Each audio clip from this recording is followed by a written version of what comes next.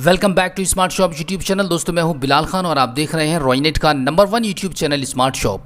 दोस्तों आज की इस वीडियो में कैनरा बैंक के आधार कार्ड कैश विड्रॉल के संबंधित एक बड़ी जानकारी आपके साथ शेयर करने वाले हैं। कैनरा बैंक के थ्रू आधार कार्ड से कैश विड्रॉल करने के मामले में सितंबर 2022 से कुछ बदलाव किए जाने वाले हैं। दोस्तों आज की वीडियो इसी खास टॉपिक पर होने वाली है, लेकिन दोस्तों वीडियो शुरू करने से पहले मैं आपको याद दिला दूं, अगर आपने अभी तक हमारे स्मार्ट शॉप यूट्यूब चैनल को सब्सक्राइब नहीं किया है तो प्लीज एक बार सब्सक्राइब कर लीजिएगा और बेल आइकन को भी प्रेस कीजिएगा। हमारे रॉयनेट के जितने भी सीएसपी हैं उन सभी को कैनरा बैंक की इस खास अपडेट के बारे में जानकारी होना काफी जरूरी है। तो मैं आपको बता दूं कि सितंबर 2022 से कैनरा बैंक आधार कार्ड के निकासी के मामले में काफी बदलाव करने वाला है। तो दोस्तों आइए जानते हैं कि कैनरा बैंक की तरफ से आधार निकासी पर क्या क्या बदलाव होने वाले हैं। सितंबर 2022 से कैनरा बैंक अपने ग्राहकों पर आधार कार्ड के माध्यम से पैसा निकालने पर चार्जेस लगाने वाला है। आप एक रॉयनेट के सीएसपी हैं और आपके सीएसपी पॉइंट पर अगर कैनरा बैंक का कस्टमर अपनी निकासी करने के लिए आता है तो आपको कस्टमर को ये चीज़ गाइड करनी होगी कि अगर वो ट्रांजैक्शन करता है आपके सीएसपी पॉइंट पर तो उसको कैनरा बैंक की तरफ से आधार कार्ड के माध्यम से पैसा विड्रॉल करने पर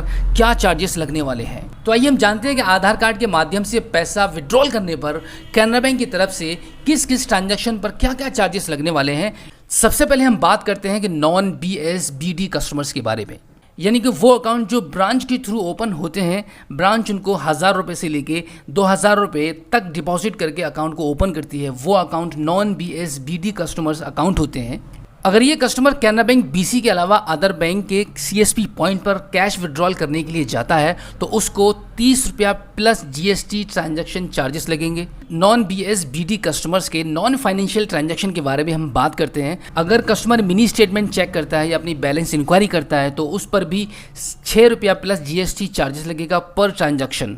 यानी कि जितने भी नॉन BSBD कस्टमर्स हैं अगर वो मिनी स्टेटमेंट निकालते हैं या बैलेंस इंक्वायरी करते हैं तो यहाँ पर भी कस्टमर को 6 रुपया प्लस GST चार्ज देना होगा, जो कि बैंक कस्टमर्स के अकाउंट से डेबिट कर लेगी। कैनरा बैंक BC पॉइंट के थ्रू अपने ट्रांजैक्शन को कराता है तो वहाँ पर उसको 4 ट्रांजैक्शन फ्री ऑफ कॉस्ट मिलते हैं एक मंथ के अंदर। एक महीने के अंदर 4 बार वो विदाउट एनी चार्जेस अपने ट्रांजैक्शन करा सकता है कैनरा बैंक BC पॉइंट पर जाकर। एक मंथ में फ्री चार्ज ट्रांजैक्शन कंप्लीट होने के बाद उसके बाद भी अगर वो कैनरा बैंक BC पर जाकर अपने ट्रांजैक्शंस को करता है तो वहाँ पर उसको 25 रुपया प्लस GST पर ट्रांजैक्शन चार्जेस पे करने होंगे, जो कि ये चार्जेस जो रहेंगे वो बैंक कस्टमर्स के अकाउंट से डेबिट कर लेगी। और यहाँ पर फाइनेंशियल ट्रांजैक्शन यानी कि कैश डिपॉजिट करने पर, कैश विड्रॉल करने पर 25 रुपया प्लस GST चार्जेस कस्टमर्स को अदा करने होंगे। यहाँ पर कैनरा बैंक कस्टमर्स को याद रखने वाली बात यह है कि कस्टमर के पास यहाँ पर 4 अटेम्प्ट बिल्कुल फ्री मिलते हैं अगर वो कैनरा बैंक BC के यहाँ पर जाकर अपने कैश को विड्रॉल करता है तब। और इसी के साथ हम आगे बढ़ते हैं नॉन फाइनेंशियल ट्रांजैक्शन पर। अगर कैनरा बैंक का कस्टमर अपने कैनरा बैंक BC पर जाकर नॉन फाइनेंशियल ट्रांजैक्शन यानी कि मिनी स्टेटमेंट और बैलेंस इंक्वायरी कराता है तो यहाँ पर कोई भी चार्जेस कस्टमर्स को पे नहीं करने होंगे। और अभी हम बात करते हैं जीरो बैलेंस कस्टमर्स के बारे में, यानी कि जितने भी हमारे जीरो बैलेंस BSBD कस्टमर्स हैं जो जनधन अकाउंट से रिलेटेड अकाउंट होते हैं, वो अगर कैनरा बैंक BC पर जाकर नॉन फाइनेंशियल ट्रांजैक्शन यानी कि बैलेंस इंक्वायरी और मिनी स्टेटमेंट चेक करते हैं तो वहां पर उनको कोई भी चार्जेस पे नहीं करने होंगे। और इसी के साथ जितने भी जीरो बैलेंस अकाउंट हैं यानी कि BSBD कस्टमर्स हैं वो अगर कैनरा बैंक BC के अलावा किसी अदर बैंक के CSP पॉइंट पर जाते हैं, जैसे कि अगर आप एक रॉयनेट के CSP हैं तो कैनरा बैंक के लिए आप अदर BC कहलाए जाएंगे। तो कैनरा बैंक के जितने भी BSBD कस्टमर्स हैं अगर वो कैनरा बैंक BC के अलावा किसी अदर पॉइंट पर अपनी जमा निकासी करने के लिए जाते हैं तो वहाँ पर उनको 20 रुपया प्लस GST पर ट्रांजैक्शन चार्जेस पे करने होंगे, जो कि बैंक उनके अकाउंट से डेबिट कर लेगी सेम टाइम पर।